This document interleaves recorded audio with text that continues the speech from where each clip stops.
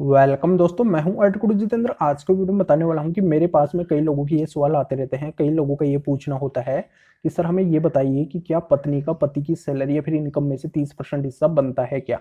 क्या पत्नी पति की सैलरी या फिर इनकम में से 30% हिस्सा ले सकती है क्या?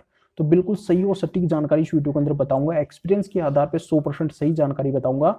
तो अंत तक मेरे साथ इस वीडियो में बने रहिए, क्योंकि इस वीडियो में मैं मेंटेनेंस केस से रिलेटेड जो पूरा गणित है समझा के रख दूंगा। कोई कंफ्यूजन है जो आपके माइंड में नहीं रहेगा। तो अंत तक मेरे साथ इस वीडियो में बने रहिए, जानकारी समझ में आ जाएगी। उससे पहले बता दूं, चैनल को सब्सक्राइब नहीं किया है तो सब्सक्राइब भी कीजिए, बेल आइकन दबाइए, वीडियो को लाइक करके शेयर जरूर कर दीजिए। तो चलिए शुरू करते हैं। तो दोस्तों यहाँ पे मैं क्लियर कर देता हूँ कि अगर पत्नी पति से अलग रह रही है और उस पत्नी की अगर कोई गलती नहीं है, पत्नी कोई जॉब वगैरह नहीं कर रही है, तो जो पत्नी का हिस्सा है पति की सैलरी या फिर इनकम में से 30% बनता है। यानी कि जो पति है पत्नी को 30% हिस्सा अपनी सैलरी या इनकम में से मेंटेनेंस के रूप में देगा। इस सिचुएशन में बनता है। अब दूसरा यहाँ पे मैं समझा देता हूँ कि अगर पत्नी की गलती है, पत्नी है जो पति से अलग रह रही है या फिर उसने डाइवोर्स ले लिया है, तो यहाँ पे देखो उसकी गलती है, तो गलती के आधार पे देखो गलती भी दो तीन तरीके की होती है। अगर पत्नी है जो एडल्ट्री में है या फिर वो जानबूझ के पति को छोड़ के गई है, अपनी मर्जी से अलग रह रही है या फिर अपनी मर्जी से उसने डाइवोर्स लिया है, या फिर पत्नी ने पति के साथ मेंटल क्रूरल्टी की है, और इन बातों को अगर पति कोर्ट में साबित कर देता है, जहाँ पे पत्नी मेंटेनेंस के लिए अप्लाई करती है, तो वो पत्नी है जो मेंटेनेंस की हकदार नहीं होगी। ये जानकारी यहाँ पे समझ में आ गई होगी।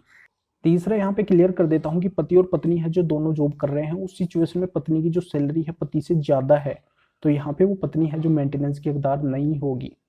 अगर पत्नी की कम सैलरी है पति से और वो अपना भरण पोषण उस सैलरी में नहीं कर पा रही है, तो यहाँ पे कोर्ट के सामने वो बात रखेगी कि मेरी सैलरी है जो कम है और मेरी ऐसी कोई गलती वगैरह नहीं है, और पति है जो उसकी गलती वगैरह कोर्ट में साबित नहीं कर पाता है। तो यहाँ पे अगर पत्नी की कम इनकम है, कम सैलरी है, तो उस हिसाब से कोर्ट के द्वारा डिसाइड किया जाएगा मेंटेनेंस, भाई कितने मेंटेनेंस की इसको आवश्यकता है, इतना तो ये कमा रही है और इसको कितना मिलना चाहिए। तो यहाँ पे है जो कोर्ट डिसाइड करेगा इस सिचुएशन के अंदर। तो ये जानकारी समझ में आ गई होगी।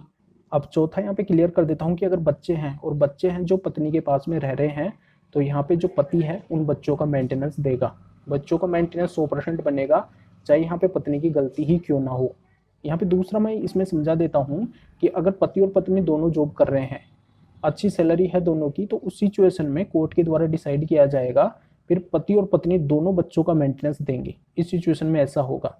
तो यहाँ पे देखो परिस्थिति के अकॉर्डिंग है जो मेंटेनेंस का जो गणित है वो बदलता रहता है, डिपेंड करता है कोर्ट के ऊपर।